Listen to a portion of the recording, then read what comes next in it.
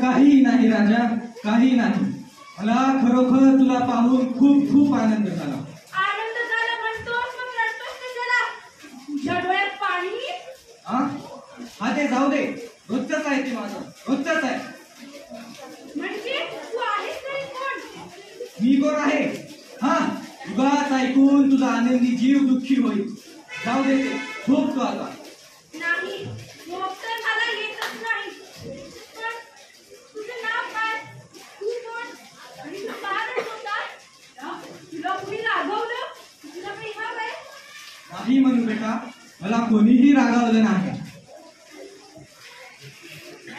हा काय प्रकार आहे बाबा? बरं, तुझं नाव काय?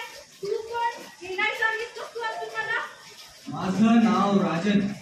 या समोर दिसणाऱ्या नगरीचा मी एक दुर्दैवी राजपूत. माझे बाबा राजे मोहन सिंग या नगरीचे आदरणीय राजे होते. देव आई जतन देवी प्रजेच्या सेवेत कालक्रमण करीत होते. हो, पाडव्याचाच तो दिवस होता. काशीचा एक ज्योतिषी आला होता. कुतूहलाने आमच्या अमात्यांनी ज्योतिषीला प्रश्न विचारले की राज्याला राजपुत्र केव्हा पाहायला मिळेल. तेव्हा ज्योतिषीचे उत्तर ऐकून सगळेच हैराण झाले. काय उत्तर दिले त्याने? एका वर्षात राजवाड्यात राजपुत्राचा जन्म होईल, पण वयाचे 15 वर्ष पूर्ण होताच राजपुत्र निधन पावेल. काय म्हणतोस? हो, एकीकडे सर्वांनाच आनंद झाला तर दुसरीकडे दुःख. मग काय झालं राजन?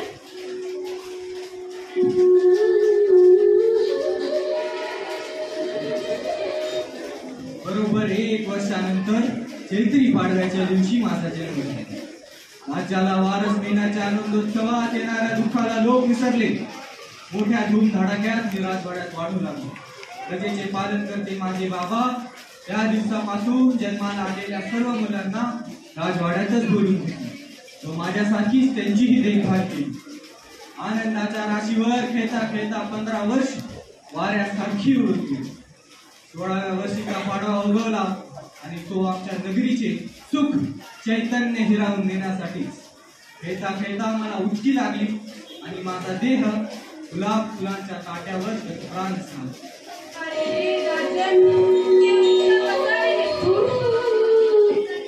त्यानंतर प्रजेने स्वतः पुढाकार घेऊन माझ्यावरील प्रेमाची स्मृती म्हणून गावातल्या सर्वात उंच टेकडीवर सोन्या मानकांनी मडवलेला पुतळा तयार केला. त्यांना सुखी सुखी वाटणाऱ्या राजपुत्राचा, राजनचा. अरे वा, खरंच तू भाग्यवान आहे. प्रजेचं खरं प्रेम मिळालं तुला. अभिमान वाटला पाहिजे तुला तुझ्या या प्रजेचा. हो आनंद बाळा, अभिमान वाटतो मला, पण दुःख होते ते वेगळेच. वेगळं? कसलं दुःख होतंय तुला? पुत्रा राजवाड्यात होतो तोपर्यंत राजवाड्यातल्या उंच भिंती बाहेरील विश्व मला दिसत नाही. पण आज एवढ्या उंचीवर असल्यामुळे नगरीतले प्रत्येक घर मला दिसतं. प्रत्येक घरातील दुःख क्लेश यातना मला दिसतात. पण प्रजेच्या संकटात दुःखात त्यांची मदतही करू शकत नाही. दुःख त्याचेच. पण परमेश्वराच्या कृपेने दररोज रात्री माझ्या या अंगी चैतन्य निर्माण होते आणि मी एकटा ऐकून सगळं पाहत असतो. काय तर दुष्ट प्रधानाकडून होणारे प्रजेचे हाल. जाऊ दे राजन, काय करणार तू तरी आता. हो, आज तुझा माझा परिचय झाला.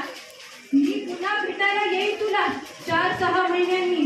तेव्हा तुला तिथल्या सुंदर सुंदर गोष्टी सांगेन. माझे आजोबा म्हणतात 7 समुद्रापलीकडे भारत नावाच्या देशात खूप थोर माणसे होऊन गेली. त्यांचं चरित्र, त्यांच्या गोष्टी खूप खूप चांगल्या आहेत. कृष्ण, धूर, चिर्यापाड यांच्या गोष्टी तू ऐकशील ना तर स्वतःच सगळं दुःख विसरून जाशील. हो आनंद बाळा, ह्या गोष्टी मीही ऐकल्या आहेत. मुलं ही देवाघरची फुलं.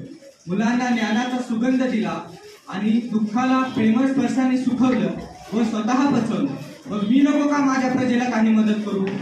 पण कशी करणार तू मदत. तोच विचार करतोय. तू थोडं सहकार्य करशील मला या कामी.